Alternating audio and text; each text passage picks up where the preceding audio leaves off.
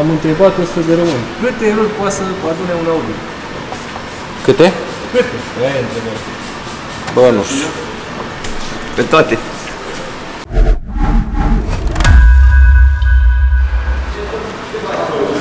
Mai țineți minte mașina asta dezgropată, refăcută?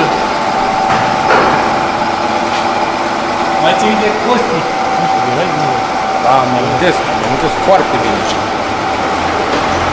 Mașina asta are o istorie, s-a făcut și un clip despre ea. Top! Auzi? A fost la vopsitorie, se refacă botul. Ia. Cum a sunat asta? Da, mă, șurici.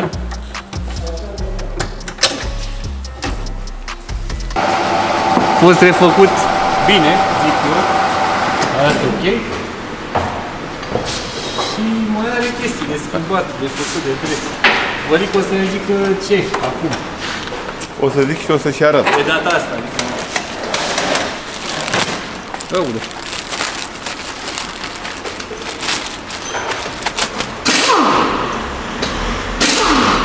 Aha. Apărători. Apărători, da. Pe spate le-am schimbat. O să le iei tu un cadru acolo să vadă lumea. Și le mai avem pe față. Dar ca să schimbăm aceste apărători trebuie să dăm jos rozetele, să depresezi rumenții și să presăm asta pe fuzete. După care o să punem rumenții noi automat. Nu poți să-i mai pui înapoi pe aia vechi. Da. Am înțeles că și pe asta e o poveste interesantă. Apărătorile, că nu se găsesc.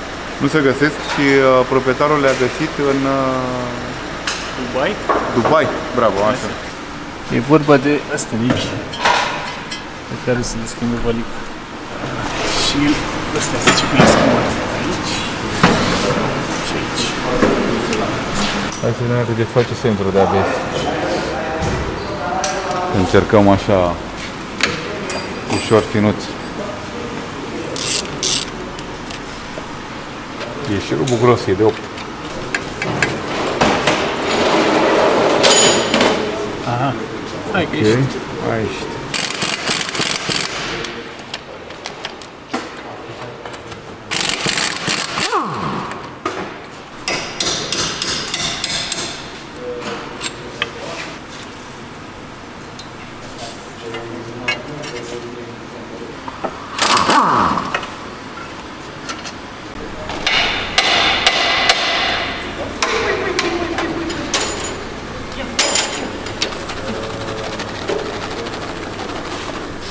Ce face asta de lunea? Ravagi. Ravagi, ne omoară Ce ai aici. făcut, băbiță? Am zis, m-a certat cineva mai devreme, că bă, dar o primire, ceva, n-ai avut și tu Luni, mergi sus recepții, pustiu, totul pustiu, adică. așa ceva? Colegi nu, desert nu, mic dejun nu.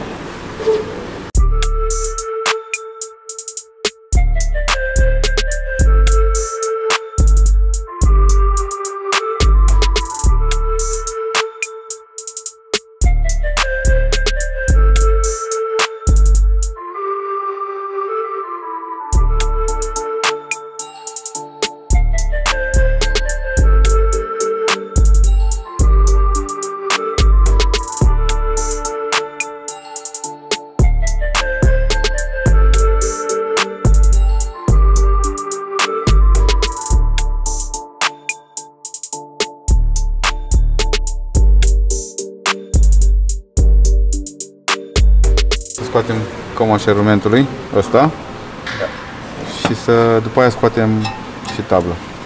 Bine, asta e ultima problemă. Întâi facem așa, ca să plece rumentul. Da.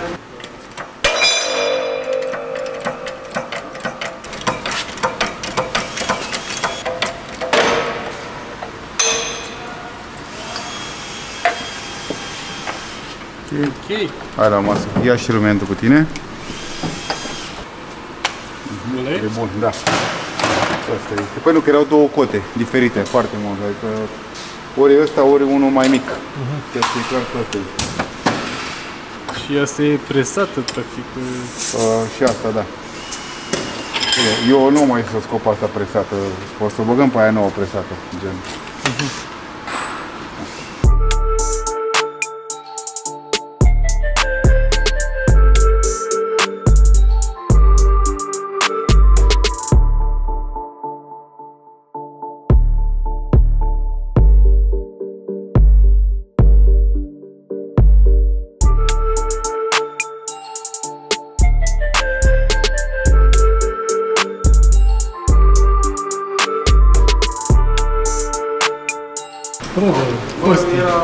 siguranță, montaj. Vedem. Trece probă. Bă, câtă fidețe, bă, câtă fidețe, bă, băiatul ăsta. Gata. Nu este gata. Nu, gata, siguranță. Nu, nu este gata, spun eu. Știi că este gata? În momentul când o să iei o dantă și un ciocan și o învârți un pic ca să intri în canal. Ce mai faci? Că ai băgat-o, gata, s-a terminat. Te duci și iei ciocan și aia. Între timp eu caut... Gata. A intrat.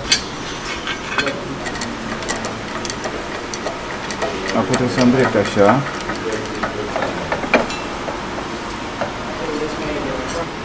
Cum e? E bine. E ok. Bun. Ia zic, Costi, care e următorul pas? Filmează. Filmează ca să aibă temă. Mai aud. Mi-ai zis să te Mai filmezi? Ok. Care e procedura? Uite, eu sunt la presă. Tu pregătești terenul de presă. Îmi spui tu când ești gata, da? Și eu spun dacă ai făcut bine sau nu. Bine. Gata, și îi dăm așa. Bun. Stop cadru. Ai greșit. Scoate tubularea, pune pe masă.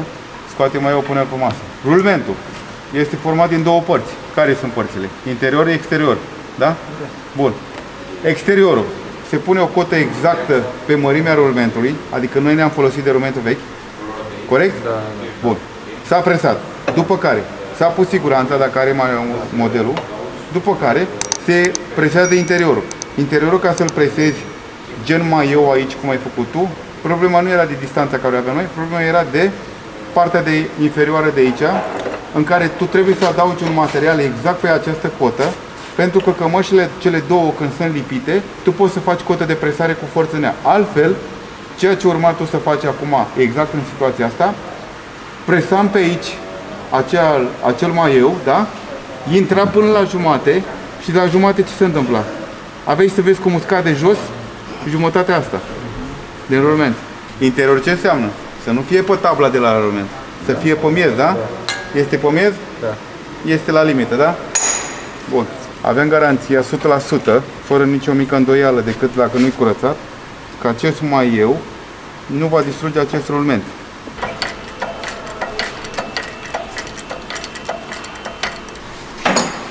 Și ăsta e produsul finit. Da.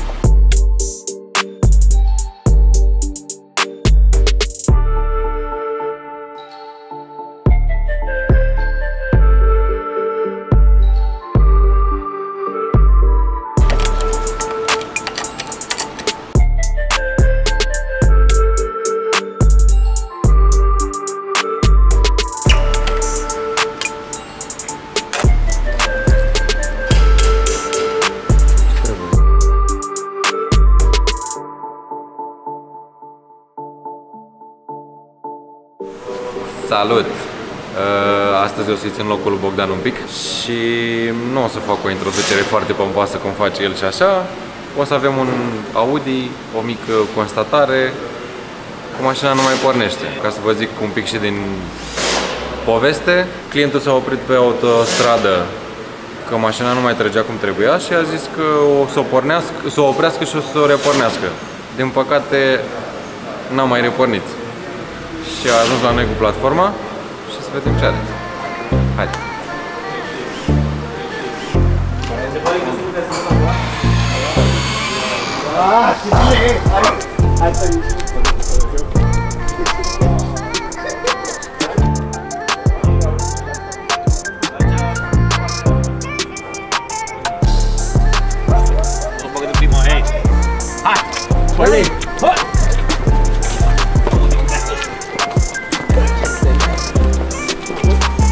Dreapta.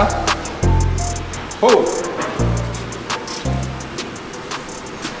Dragoș, vezi că am lăsat contactul.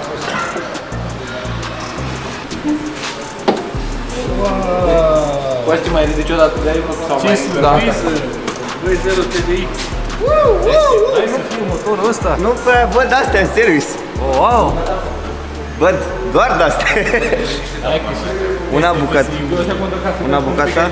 Doua bucată. Bine, ăla e 1.4. 1.4? Îl pas 4. Un motor de 2 litri, 177 de cai. Ăla șmecher. Da. Pentru primii pași o să-i pun o diagnoză, să ne uităm un pic la distribuție, vedem câțiva pași simpli așa de început, să vedem dacă e ceva din ce mă aștept să fie sau nu. Păi și la ce te aștept să fie? Ce te aștept să fie? Să găsesc o eroare și de acolo să plece toată treaba. Nu știu, oriceva legat de cheie, să nu o citească, să ceva. Ca să vă faceți o mică idee, mașina nu dă decât de 2 ori la automat. Adică învârte de 2 ori, face și după aia s-a oprit, i-a tăiat. Dacă îi dai iar, tot așa, numai de 2 ori se învârte atât. Ceea ce e ceva un pic ciudat. Deci ar trebui de 3 ori ca să-l pornesc? În teorie astea n-ar trebui să oprească, ar trebui să învârtă mult mai mult. Dar ceva îi zice calculatorului, bă, nu. Am întrebat 100 de români. Câte erori poate să adune un Audi? Câte? Câte? Aia e întrebarea. Bă, nu știu. Pe toate. Dar chiar are ceva prins în bord? Festiv așa, cât de cât? Nu. În Crăciunul de Crăciun, nu? Din păcate, nu. Sau fericire, acum depinde din ce punct de vedere privești. Era fericire dacă mergea mașina mea, că nu merge și nu i-a prins nimic, e trist. Înseamnă că sunt de la care nu te mai deranjează pe cum ca și șoferi. Nu, dar mă deranjează pe mine ca și mecanic. Hai, nasol. Că așa măcar mă uitam, ziceam, asta. Ce a fost? Unde? Ce avem mai acolo? Erori care n-au nicio legătură cu ce trebuie să facem noi. Senzor umiditate. Uite mă, nu-i merge mid-range bass loudspeaker, asta e. Da. Și nici antena. Că nu știu unde se află, bă, eu trebuie să pornesc aici. Eu unde sunt? Unde mă aflu? Am ajuns acasă, n-am ajuns. Dar nu te urci tu în mașină, te rog? Plăcerea mea. Dacă îi dai la automat să-ți ia... Vreau să mă uit să vedem dacă avem presiune în rampă, dacă... Ia dă-i un pic la automat să vedem ce se întâmplă.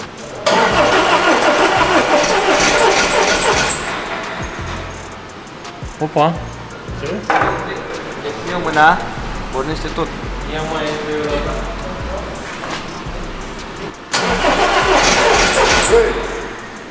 Care injectorul sus, mă? Alo? ăla? Ia de la automat. Sare în sus. Ia dă-i să Amândoi. văd. Că n-am văzut, nu. Gata, stop. Las. Nu găsi problemă. Nu îl strânge la mână. Vrei să-l strângi? Vreau să văd dacă strângi. Pune-o ce cheia pe el, măcar și poate să vorbi din vibrație. Bine, să faci o pornire, nu că... Rupta aia mi-e frică. Pare că la mână e bun. Eu zic că s-a slăbit din vibrație, doamne ajută.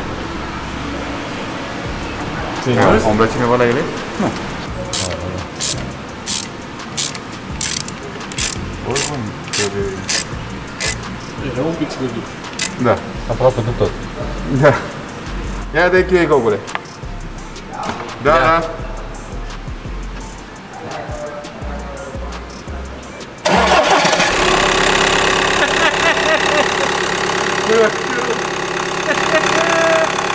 Gata, oprește, lasă. Dă-i păți. Asta. Caz rezolvat. Băi, v-am zis că unde mă urc eu, pornește orice. Dacă aveți vreo mașină care nu pornește, mă chemați să dau eu la automat. Din păcate am mai întâlnit lucrul ăsta. Și la motorul ăsta, și pe Volkswagen, și pe Skoda odată.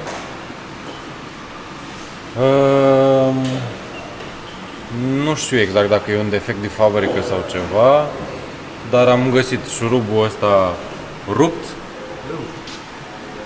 și sar injectoarele și după aia nu mai e compresie deloc pe două pistoane egal cu 0. Sau desfăcut șurubul, se desface în timp. Nu pot să-ți dau o explicație exact de ce. Singura chestie pe care am găsit-o și la care nu m-am putut gândi, din cauza șaibelor de foc. La un moment dat cedează, e normal. Și în momentul în care a cedat șaiba de la explozie, începe și prinde injectorul joc. Și dacă face tot așa în permanență, ușor șurubul se desfiletează sau îl rupe, depinde în ce stadiu ajunge. Și îl desfiletează până să ajunge în punctul ăsta. Și în punctul ăsta nu mai face. Și dacă zici că a pățit pe autostradă să piardă putere, Da, a început să piardă pe autostradă putere, deci înseamnă că s-a jocul... desfiletat atât de mult încât Da, jocul nu mai... se ia imediat și desface repede șurubul. Da. Depinde de... nu știu neapărat de noroc. Depinde cât de repede se desfiletează șurubul. Deci, în momentul de față, garnitură de capac cu simeringurile de la injectoare, șaibe de foc și cheiță. Cam asta a fost lucrarea pentru astăzi. A fost cam scurtă, din fericire și pentru noi și pentru client. Putea să avanseze într-un stil destul de nasol, adică putea să ajungă să strice filetul din chiuloasă, putea să rupă câteva chestii pe acolo. Din fericire nu s-a întâmplat asta. Ca un mic sfat, când s-aud zgomote, pentru că zgomotul la mașina asta s-a auzit de înainte să se întâmple toată tragedia, încercați să trageți mașina pe dreapta și să o duceți la un specialist cât mai repede posibil. Cam atât pentru astăzi. Ne vedem data viitoare.